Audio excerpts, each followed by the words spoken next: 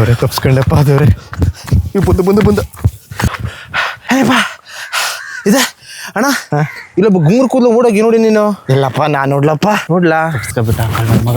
ಅಣ್ಣ ಯಾಕಣ್ಣ ಅವ ಎಂತ ಮಾಡ್ದ? ಅವ್ ನಮ್ಮನೆ ಕೋಳಿ ಕದ್ಕೊಂಡು ಹೋಗ್ಬಿಟ್ಟಿನ ಕಳ್ಳನ ಮಗ. ಅವ ದಿನಕ್ಕೆ 2 ಮೊಟ್ಟೆ ಇಡ್ತಿರೋ ಕೋಳಿ ಆಗಿತ್ತದು. ಅವ್ನು ಸಿಕ್ಕಿ ಬಿಟ್ರೆ ಹಂಗೆ ಕೋಳಿ ಸುತ್ತ ಸೋಲ್ತ್ಕೊಂಡು ಹಂಗೆ ಕಬಾಬ್ ಮಾಡಿ ತಿನ್ಕೊಬಿಡ್ತೇವನ. ಇಟ್ಟೆಲ್ಲ ಸಿಟ್ಟು ಮನುಷ್ಯಗೆ ಒಳ್ಳೇದಲ್ವಾ? ನೀ ಹಿಂಗೆಲ್ಲ ಮಾಡೋ ಜೈಲಿಗೆ ಹೋಗುದಿಲ್ವಾ? ನಾ ಜೈಲಿಗೆ ಹೋದ್ರೂ ಬೇಜಾರಿಲ್ಲ, ಅವನ್ನ ತಗೊಂಡು ಹೋಗವ ನಾನು. ಅಣ್ಣ ಅವ್ನಿಗೆ ನಿಮ್ಮ ಮನೆ ಕೋಳಿನ ಗೊತ್ತೆಲ್ಲ ಆಗಿತ್ತಿರ್ಬೇಕಾ?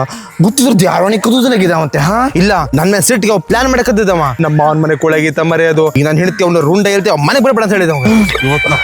ರಾಕ್ಷಸರು ಮುಂಚಾಗೋದು ಇವ್ರದ್ದು. ಅಣ್ಣ ಈಗೇನಾರ ಅವ ಕೋಳಿ ತಂದು ನಿಂಗೆ ವಾಪಸ್ ಕೊಟ್ರೆ ನೀ ಬಿಟ್ಟಾಗ್ತೇ ಆಗೋದಲ್ಲ ಪಾಪ.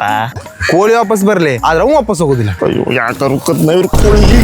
ಅಣ್ಣ ಈಗೇನಾರ ಅವ ನಿನ್ ಕಾಲು ಹಿಡ್ಕೊಂಡೆ ಹಣ ತಪ್ಪಾಯ್ತಣ್ಣ ಮತ್ತೆ ಹಂಗೆ ಮಾಡ್ದಣ್ಣ ಅಂದ್ರೆ ನೀ ಬಿಟ್ಟಾಗ್ತೇ ಆಗೋದಲ್ಲ ಪಾಪ. ನೀ ಗನವನ ಪಾಪ.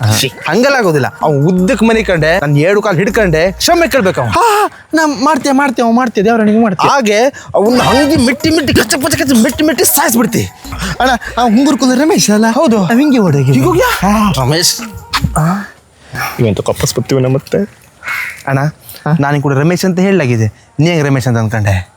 ಒಂದ್ಸರಿ ಪಂಚಿ ತೆಗಿ ನೋಡುವ. ಇಹಿ ಇಹಿ